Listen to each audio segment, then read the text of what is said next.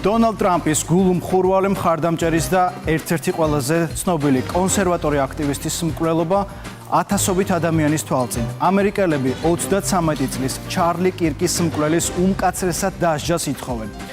რა მოხდა 10 სექტემბერს და როგორ მოკლეს კონსერვატორი აქტივისტი? ახლა ავთო ეკრანზე ამ ყველაფერს დეტალურად გვაჩვენებს. 10 სექტემბერს იუტას შტატში იუტაველის უნივერსიტეტის ეზოში დაახლოებით 12 საათსა და 23 წუთზე გაისმა გასროლის ხმა. მანამდე კი ჩარლი კირკი სტუდენტებთან შეხვედრას მართავდა. ღონისძიებას დაახლოებით 3000 ადამიანი ესწრებოდა. კირკი სცენაზე იდგა. ჩვენ ახლა ვხედავთ მის 3D ვიზუალიზაციასაც. პასუხობდა ის მსმენელის შეკითხვას.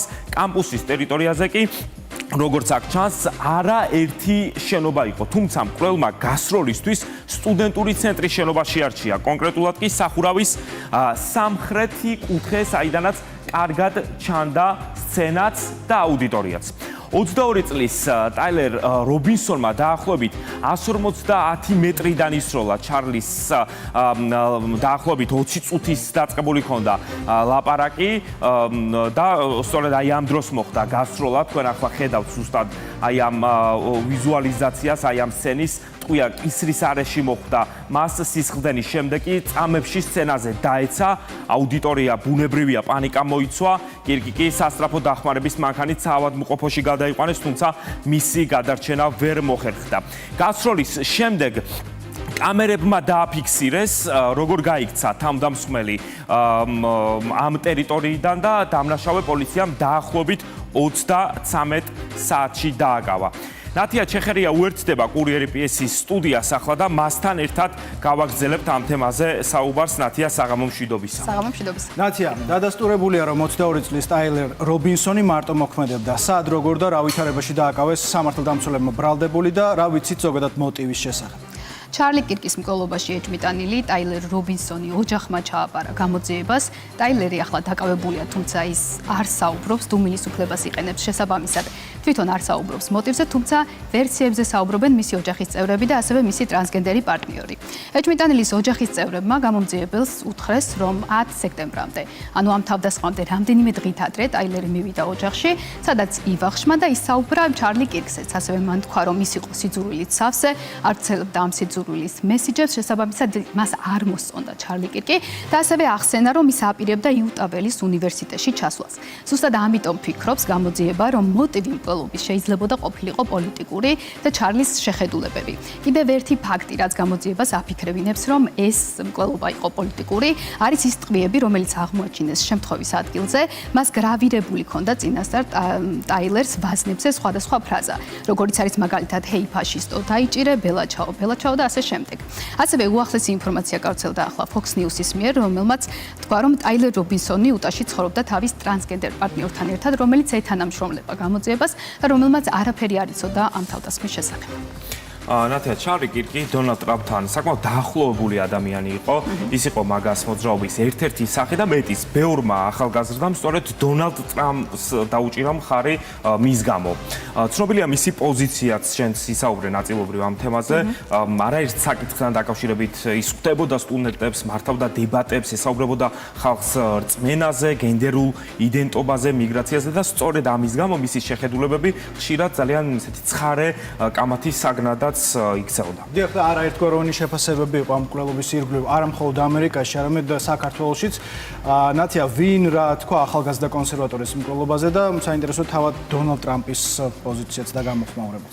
კი, ამ შემთხვევას გამოიხმაურნენ როგორც ამერიკაში, ასევე მსოფლიოს სხვადასხვა ქვეყანაში და რა თქმა უნდა საქართველოშიც. თქვეს, რომ დემოკრატიაში მსგავსი თავდასხმების ადგილი ნამდვილად არ არის, თუმცა იყო შემთხვევები, როდესაც გავრცელდა სოციალურ ქსელში ესეთი დამცინავი შეფასებები კონსერვატორის მკვლელობასთან დაკავშირებით, რაც მკაცრად დაგმო ტრამპის ადმინისტრაციამ, სახელმწიფო დეპარტამენტმა სპეციალურად განცხადებაც კი გაავრცელა, სადაც ეწერა, რომ მკვლელობის შექების, გამართლების ან აბუჩად აგდების ფაქტებს მკაცრი რეაგირება მოყვება ადმინისტრაციის მხრიდან. როგორც ჩანს, ეს მკაცრი რეაგირება არ იქნება მხოლოდ ამერიკაში, არამედ ამერიკის ფარგლებს გარეთაც, რადგან სახტების პრეს-სპიკერმა ასევე მოუწოდა საკონსულოებს შესაბამისი ზომები მიიღონ ამერიკის ფარგლებს გაკეთებული მსგავსი განცხადებების ავტორების წინააღმდეგაც და ეს ზომები არის ძალიან მკაცრი, საუბარია დეპორტაციაზე, ასევე ვიზებზე უარის მკვლევარის თქმაზეც. ჩარლი კილკირის მკვლელობას რა თქმა უნდა საქართველოშიც გამოეხმაურნენ და რა თქმა უნდა შეფასებები იყო სხვადასხვაგვარი. ასევე ვნახეთ ცინიკური შეფასებები სხვადასხვა ოპოზიციური აქტივისტების მხრიდან, ოპოზიციონერი აქტივისტების მხრიდან, რაც ქართულმა ოცნებამ შეაფასა როგორც ლიბერალური ფაშიზმი და მართლმა ძალამ პოლიტიკურ წრეებში ძალადობის ნებისმიერი ფორმა დაგმო. ლიბერალური ფაშიზმი ყველგან ათანაბრებს ადამიანებს ძალიან მახინჯი ფორმით. ერთნაირია ქართული ლიბერალ ფაშისტი და ამერიკელი ლიბერალ ფაშისტი არის აბსოლუტურად ერთნაირი, გარეგნობითაც კი გვანან ერთმანეთს შესაბამისად. ჩვენ ყველაფერი უნდა გავაკეთოთ იმისათვის, რომ საქართველოში შევაჩეროთ ლიბერალური ფაშიზმის გავრცელება, ამ იდეოლოგიის გავრცელება, ამას ემსახურებოდა გამჭრელობის შესახებ კანონი, ამას ემსახურებოდა ბევრი სხვა ნაბიჯი. ჩვენ ყველაფერს გავაკეთებთ იმისათვის, რომ არავითარი გასაქანი არ მიეცეს ლიბერალურ ფაშიზმს საქართველოში.